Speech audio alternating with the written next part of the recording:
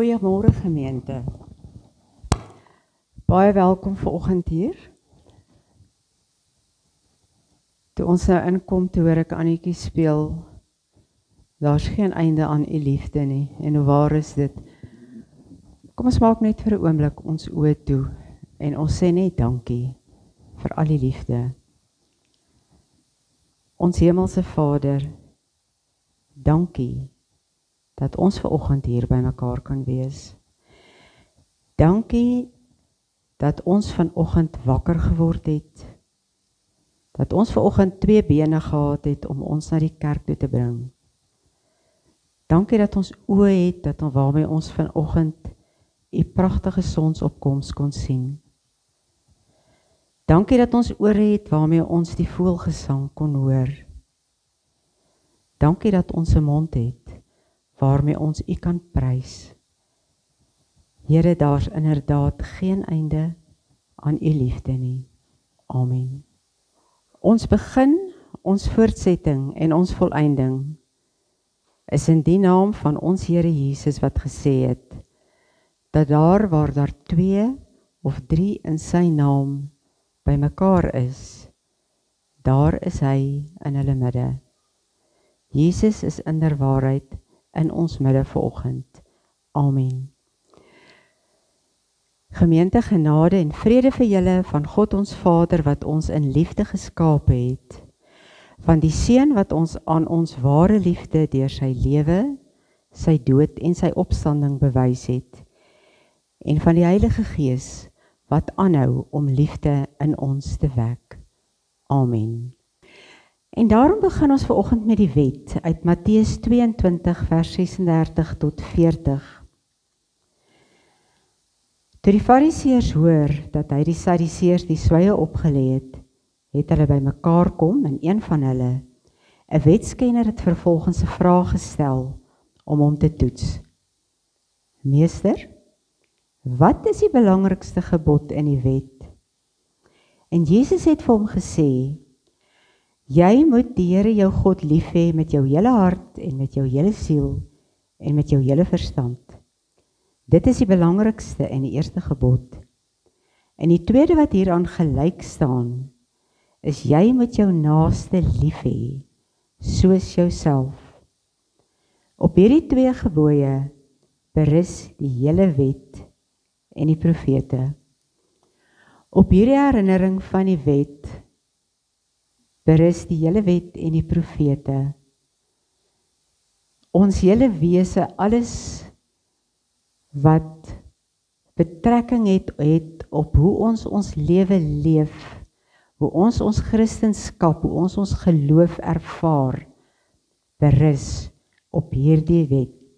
Jy moet jou naaste lief hê soos jouself, en jy moet God bo alles lief hê.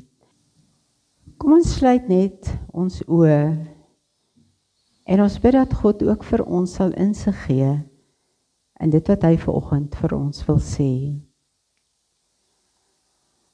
Ons Vader, dankie dat ons vanoggend 'n uur kan afsonder om na u woord te kom luister.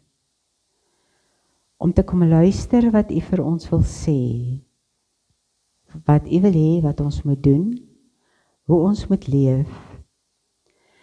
Here, maar dankie dat ons ook hierdie uur kon begin deur voorbereiding te doen vir ons mense.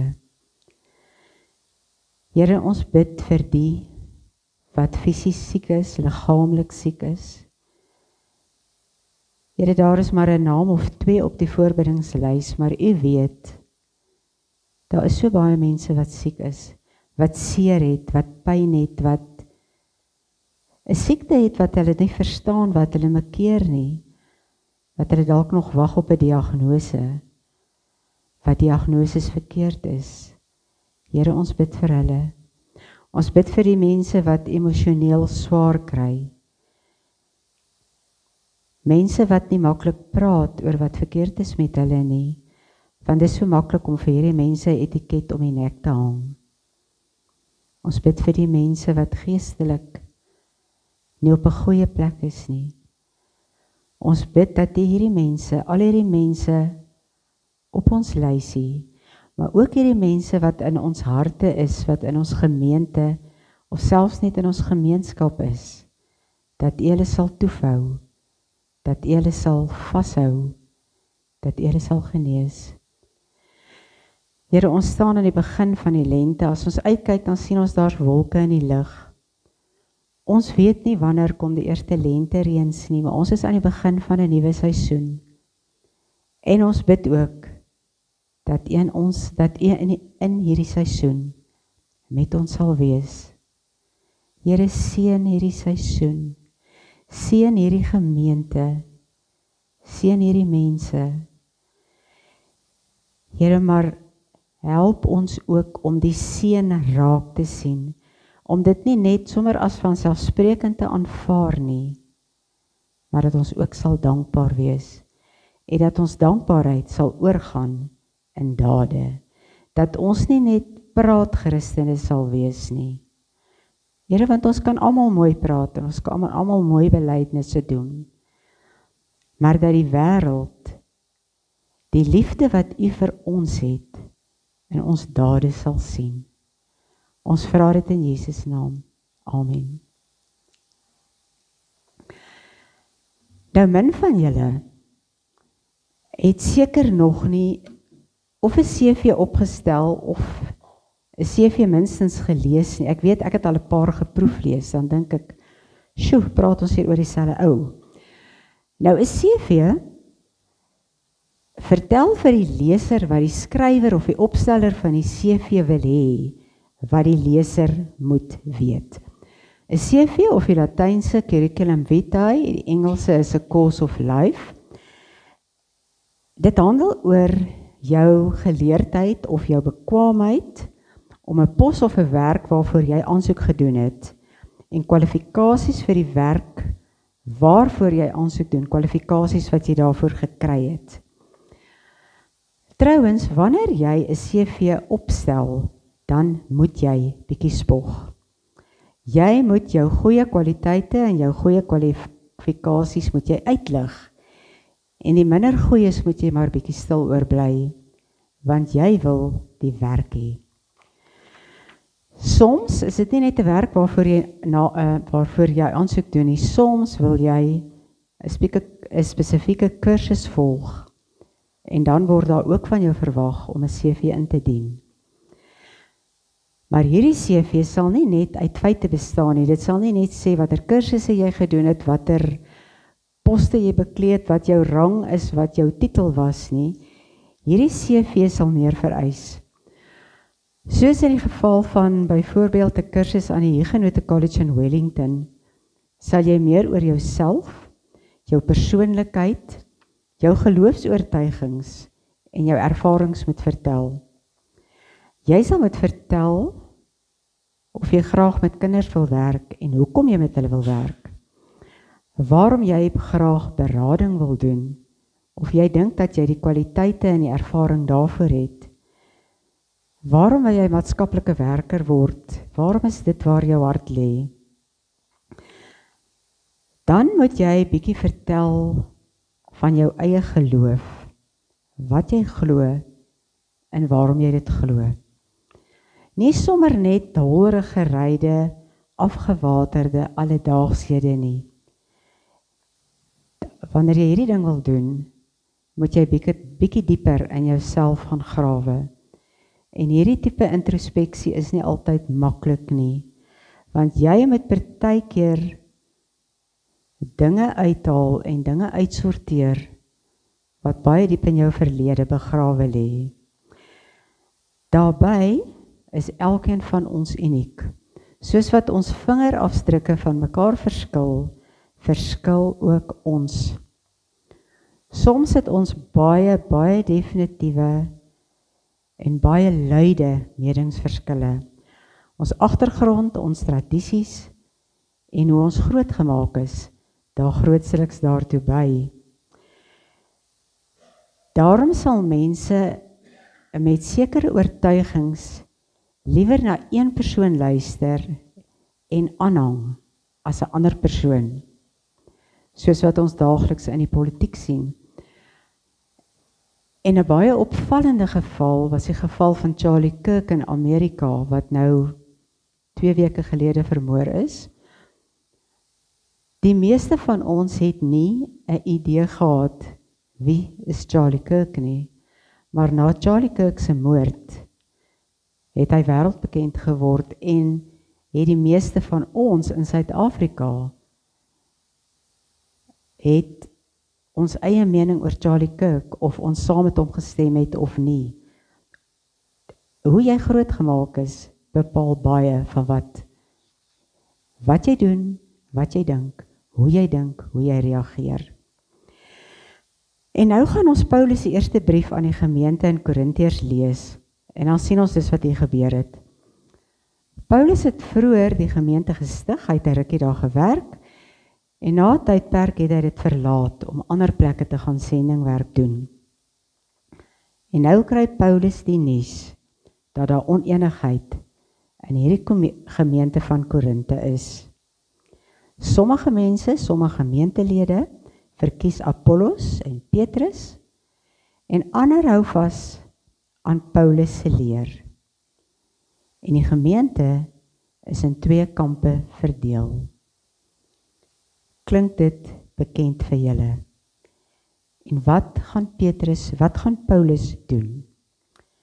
Nou kom ons lees saam uit 1 Korintiërs 3 vers 21 tot 23 en dan 1 Korintiërs 4 vers 1 tot 8. Daarom moet niemand hulle op mense beroem nie. Alles behoort tog aan julle. Of dit Paulus of Apollos of Cephas, of die wêreld of lewe of dood, of teenswoordige of toekomstige dinge is, alles behoort aan julle. Maar julle behoort aan Christus, en Christus behoort aan God. So moet mense ons beskou as diensknegte van Christus en as bedienaars van die verborgenhede van God. Boonop word van sulke bedienaars verwag dat elkeen van hulle getrou bevind sal word. Vir my is dit nie belangrike saak of ek deur julle of deur enige menslike regbank beoordeel word nie. Trouwens, ek beoordeel nie eens myself nie. Ek is nie bewus van enige iets teen my nie, maar dit beteken nie dat ek regverdig is nie. Hy wat my beoordeel, is die Here. Gevolglik moet julle nie reeds oordeel voordat die Here kom nie. Hy sal die verborgde dinge van die duisternis aan die lig bring en die bedoelings van die hart bloot lê. Dan sal elkeen afsonderlik lof van God ontvang. Al hierdie dinge, broers, het ek om julle onthulwe op myself en op Apollos van toepassing gemaak, sodat julle deur ons kan leer om julle nie te verhef bo wat geskryf is nie, sodat niemand homself belangrik sal ag, omdat hy vir die een of teen 'n ander is nie. Want wie ag jou belangrik? En wat besit jy wat jy nie ontvang het nie? As jy dit dan ontvang het, waarom beroem jy jou daarop asof jy dit nie ontvang het nie? Julle is mos reeds versadig. Julle is reeds ryk. Sonder ons het julle soos konings begin regeer. Het julle maar waarlik regeer, sodat ons saam kon regeer. Hoor die duidelike ergerlikheid, ek kan dit eintlik op sterker stel. Paulus is sommer boos in hierdie laaste vers. Maar kom ons kyk gou na hierdie 3 persone van wie ons hier hoor en mee te doen kry.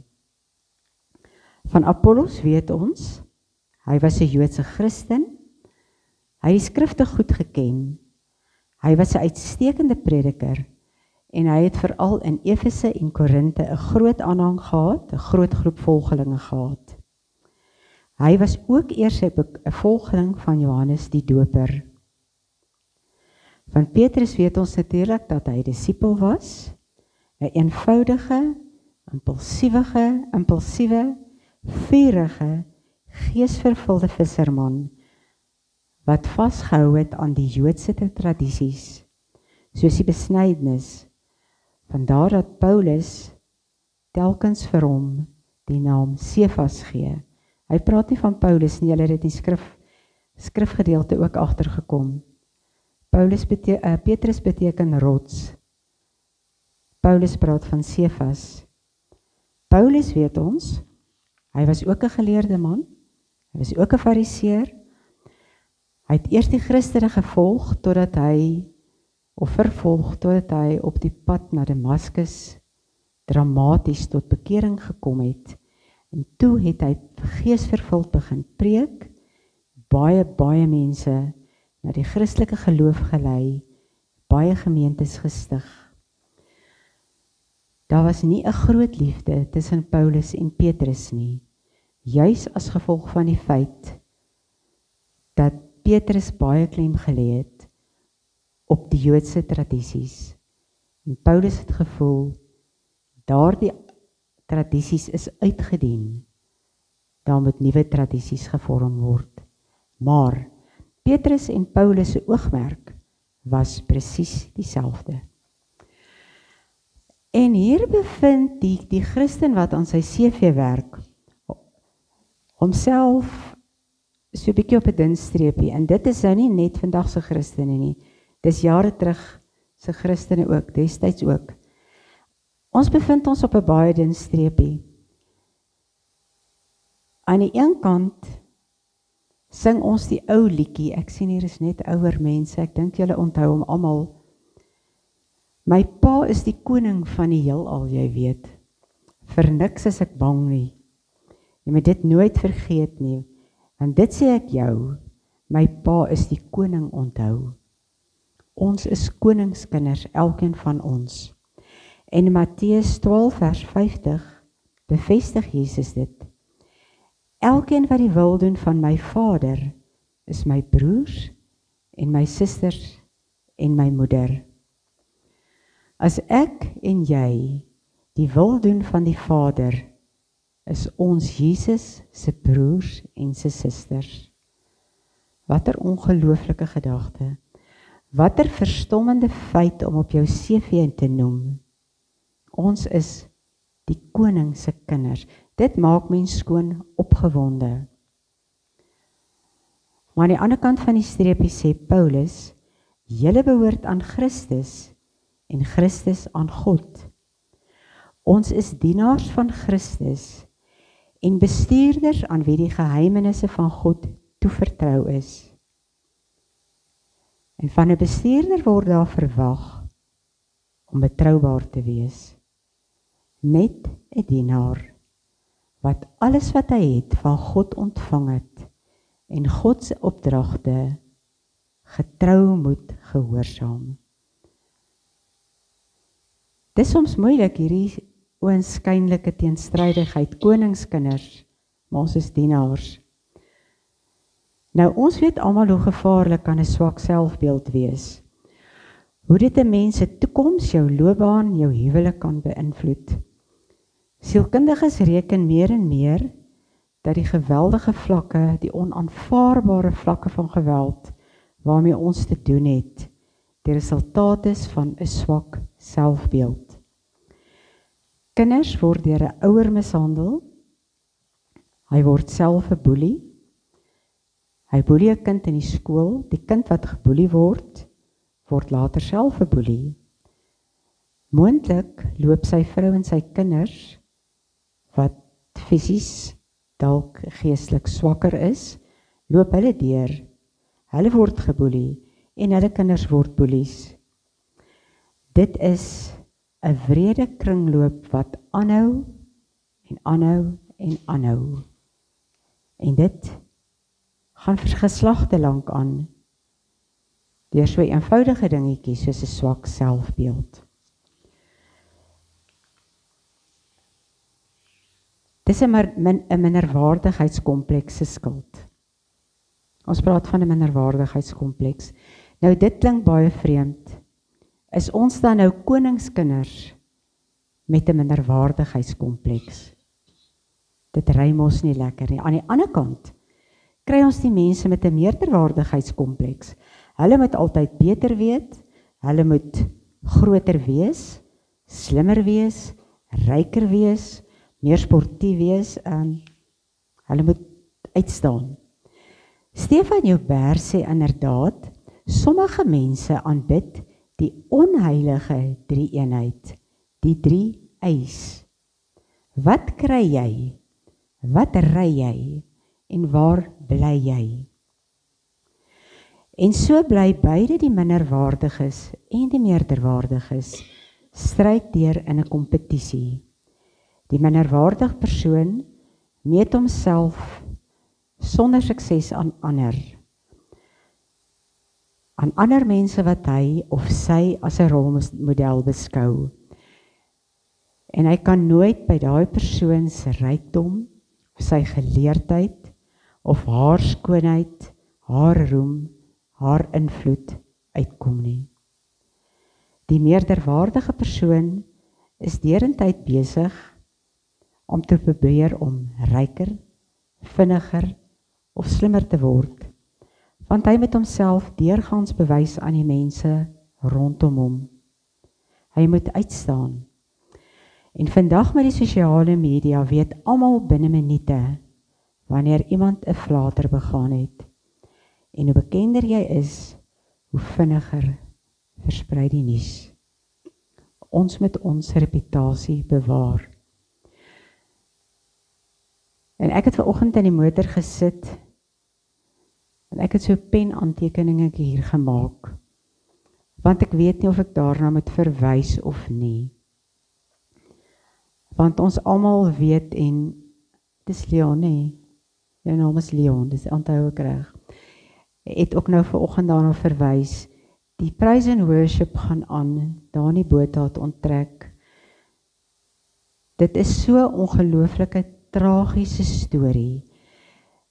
En hierdie storie het nie net in Suid-Afrika opslag gemaak nie. As gevolg van sosiale media het ek videoklips van Amerika gesien. Ek het videoklips van Engeland gesien. Ek het selfs een gesien wat Engels praat met 'n baie vreemde aksent. Dinge versprei so vinnig as die druk van 'n knoppie jou toelaat.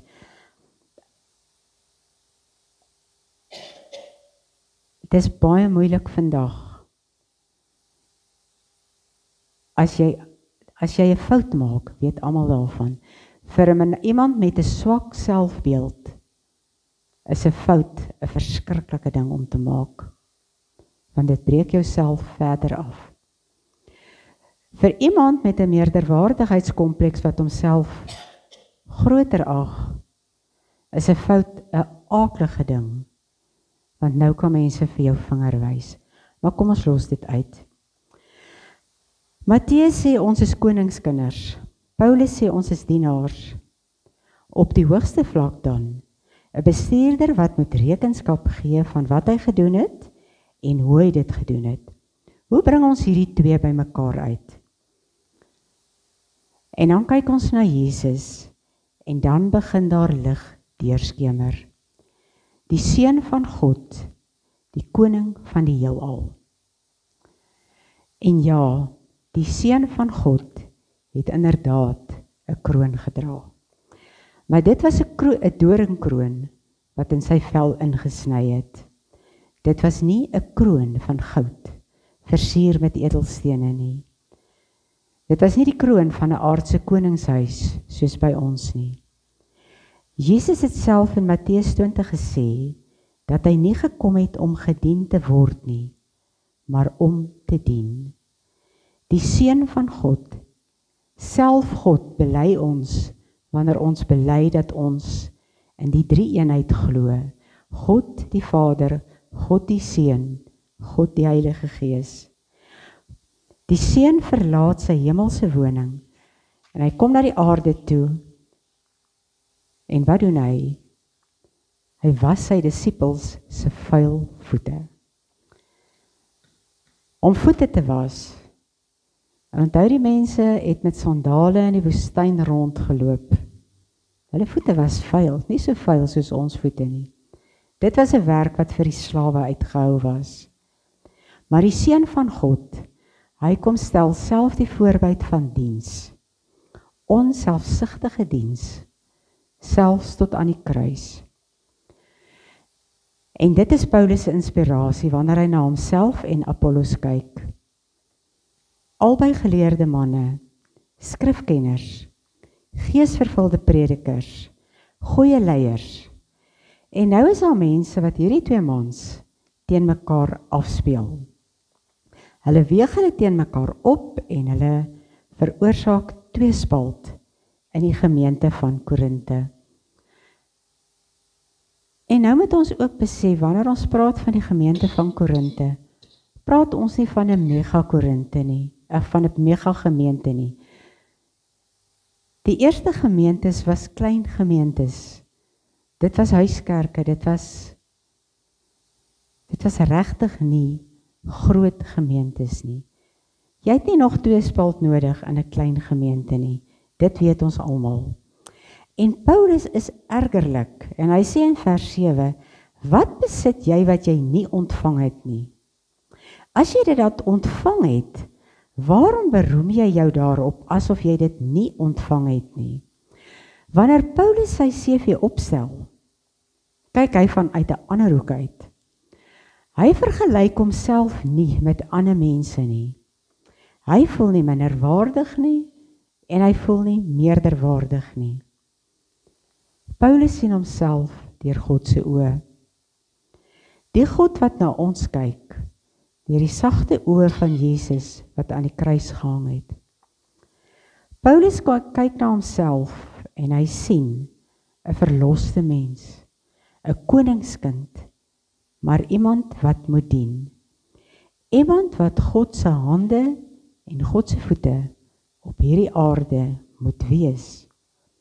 'n nederige koningskind, want dit wat ek het ek van God ontvang.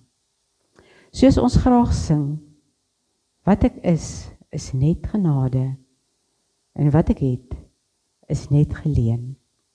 En so lyk ons CV, vol skynbare teenstrydighede, want ek is vrygemaak, ek is verlos, maar ek behoort aan Jesus, die een wat my vrygekoop het.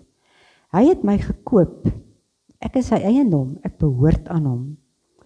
Vrygespreekte mense, vrygespreek toe Jesus aan die kruis gesterf het, vrygespreek van sonde, maar steeds sien ons elke dag van ons lewe sonde. Koningskinders, maar ons tree soos bedelaars op. Op ons CV spog ons graag met dit wat ons vermag het. En ja, ons het baie vermag, maar dit wat ons vermag het, is net genade. Dis onverdiende genade van bo. Sonder genade sou ons nêrens gekom het nie. In die eerste verse van hoofstuk 4 vat Paulus die tweespalt en die oneenigheid vas. Dis tweespalt wat veroorsaak word omdat mense leiers, en in hierdie geval apostels, teenoor mekaar begin afspeel. Ons kan amper sê, die mense van Korinte begin hulle punte gee. En Paulus sê reguit, apostels is slegs diensknegte en bestuurders. Mense wie se voorbeeld nagevolg moet word. Sou hulle, en dit sluit Paulus in, die amp apostel op hulle CV ingevul het, sou dit indrukwekkend gelyk het, maar hierdie apostels is blote diensknegte wat God se diepsinnige planne moet help bestuur en voorbeelde vir mekaar en vir ander moet wees. En wat gaan ons nou op ons eie CV invul? Koningskinders? Ja. Duur gekoop? Ja.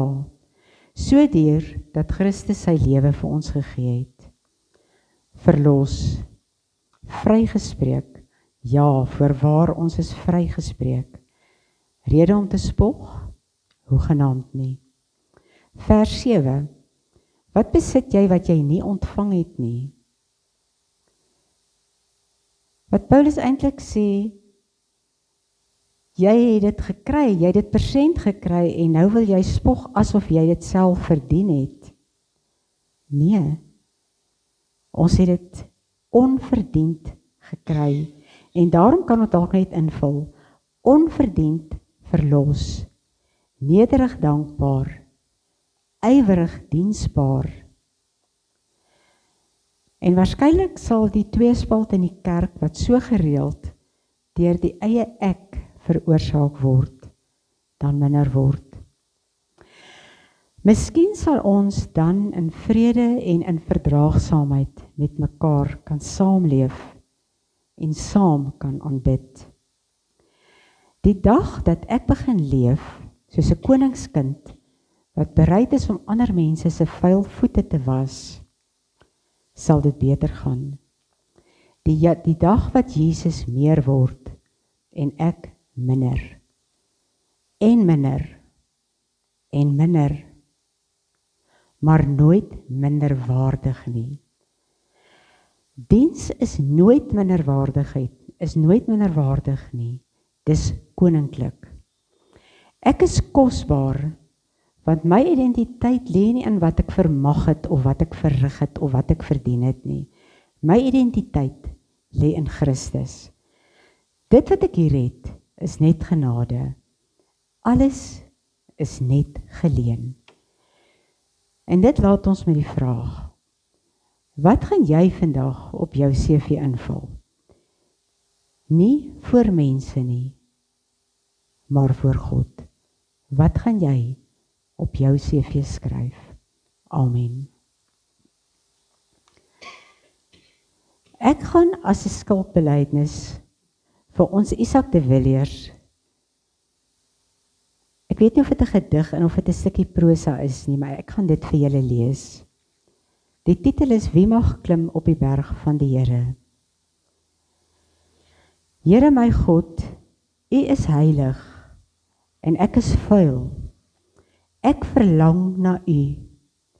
Ek wil by U wees, rein wees.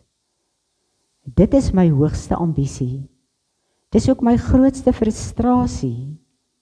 Wie mag klim op die berg van die Here? En wie mag staan in sy heilige plek? Hy wat rein van hande en suiwer van hart is, wat sy siel nie ophef tot nietigheid en nie vals sweer nie. Here, is hierdie standaarde nie verskriklik hoog nie? Ek kwalifiseer nie. O my God, ek kwalifiseer nie. Ussa het aan die ark gevat en U het hom neergeslaan. Here, ontferm U oor my. O Vader, U wat regverdig oordeel, ontferm U oor my. O Seun, Paaslam geslag, ontferm U oor my. O Gees wat alle dinge ondersoek, ook die dieptes, ontferm U oor my. Ek vra genade. Amen. En as ons dan na Romeine 8 vers 1 kyk, dan sien ons het die genade reeds ontvang. Want Romeine 8 vers 1 sê, daar's nou geen veroordeling vir die wat in Christus Jesus is nie. Vir my en vir jou is daar nie meer veroordeling nie. Ons hemelse Vader, ja, ons Vader, ons is U kinders.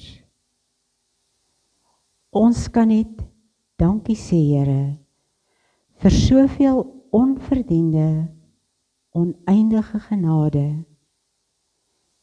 Here, dankie dat U genade nooit ophou nie. Dat dit elke dag nuut is. Dat ons elke dag van vooraf genade ontvang. Elke dag, elke minuut, elke uur, in alle omstandighede. Here, en U genade beteken ook vir ons vergifnis. Al doen ons stryd deur sonde, is daar steeds die genade en die vergifnis. Dankie dat ons verlostes is, vrygemaak, vrygekoop, koningskinders. Ons prys U naam. Amen. Mag die liefde van die Here Jesus ons na hom toe trek.